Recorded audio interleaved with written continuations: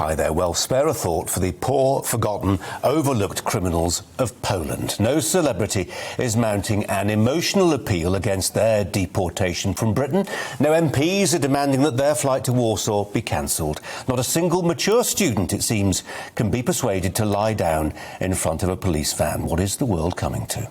How very different it will be tomorrow when a charter flight leaves Britain with up to 50 Jamaican nationals on board. The passenger roster is a roll call of men Britain can well do without. It includes a murderer, at least one paedophile, several rapists, and a number of villains convicted of violent offences. This is not only desirable but wholly lawful, and the law, though enforced by the Tories tomorrow, is actually passed by a Labour government.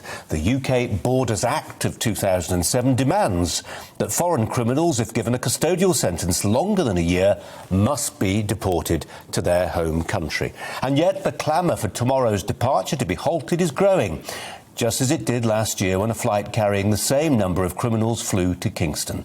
Then petitions were signed, lawyers involved, 80 black celebrities, including Naomi Campbell, signed up. There was an attempt to boycott the airline involved. The hashtag Stop the Plane trended on Twitter. As then, so again this week to some degree, once more campaigners have labelled the flight discriminatory. Diane Abbott wrote, "It's an arbitrary sentence that the British state is able to impose in practice because the deportees are not white." But what about the deportation flights, not for bad black men, but bad white men? The truth is that the law is colourblind. To repeat, anyone convicted of at least 12 months in a British prison and who is not a British citizen will be repatriated. Does not matter whether that's to Kingston in Jamaica or Vilnius in Lithuania. And just to be clear, the British penal system hates locking people up. If someone has been given a custodial sentence of longer than a year, it's not because they were selling soft drugs or they were shoplifting.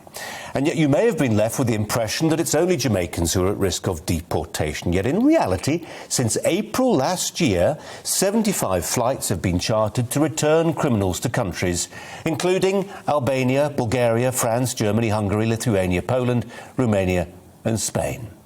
In the year ending June 2020, there were 5,203 so-called enforced returns, of which more than half were to EU countries.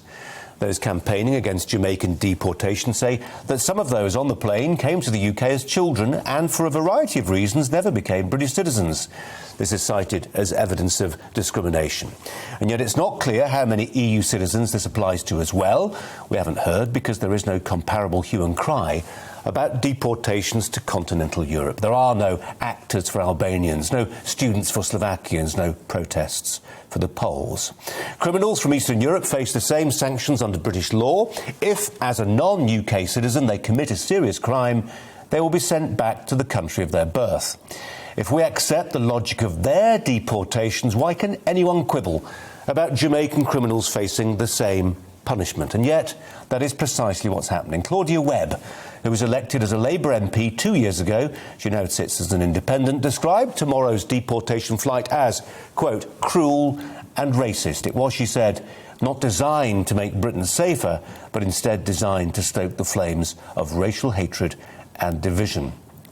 Well, if anyone's stoking the flames of racial hatred, ignoring the even-handedness of a law which deports white as well as black, it is activists like Claudia Webb. If they get their way tomorrow and the flight to Jamaica is cancelled, they need to persuade us why Britain should give a home to men who, as well as being foreign nationals, are also doing time for rape and for murder. That's tonight's Viewpoint.